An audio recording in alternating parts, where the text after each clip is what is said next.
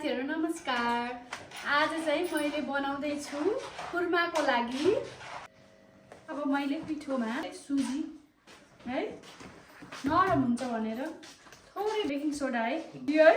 मलाई खासै बोल्न पनि आउँदैन। अहिले मिसाइ चिनी एकैचोटी राखिदिन्छु सुरुमै। मैले आमाले बनाएको मात्रै खाथे अब एकचोटी भनेर अनि राख्छु। अब मैले त्यसपछि चिनी धेरै हाल्नुहुन्न है। घिउ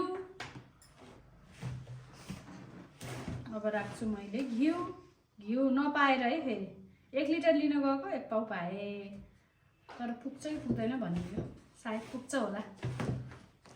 नपुगे बनाउँदैछु फेरि नयाँ घिउ है। आफ्नै घरमा तरसँग हालेको थियो त्यो चाहिँ बन्दैछ, केही छैन नपुगे पनि। छोराछोरीहरू खोक्दै तर म यिनीहरूको लागि खुर्मा रोटी बनाइदिँदैछु टिफिन लाने हैन। भोक लाग्छ स्कुलमा भन्छन् छोराले। साँझको ट्युसनमा खाजा छैन अरे छोराको। छोरीले पनि घरबाटै खाजा लाने।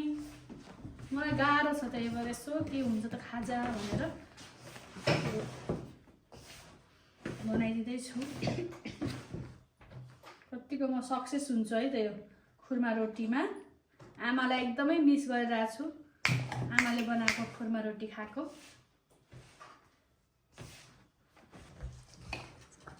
मैले चाहिँ पिठोलाई माडेर यतिको बनाएको छु। ल हेर्न सक्नुहुन्छ सबै कुरो राखेर हल्का डल्ला परेछ। यसलाई पुरै गरेर अब पानी राखेर यसलाई भिजाउँछु, एकैछिन मुस्छु।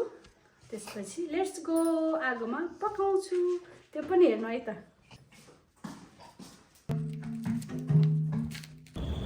मेरो यो चाहिँ न्यू मेरो साथीहरु गुड मर्निङ है। हिजो बजेको पिठो मैले चाहिँ आज फेरि बिहान पख आगो फुटेर मजाले बनाउँदैछु। यति बजेको थियो हिजोको है, बनाइसके। भिडियो हेरेर हजुरहरूलाई कस्तो लाग्छ कमेन्ट गर्नु होला है। अरू नयाँ भिडियोको लागि पनि हजुरहरूले मलाई भन्न सक्नुहुनेछ। बाई बाई, नमस्ते।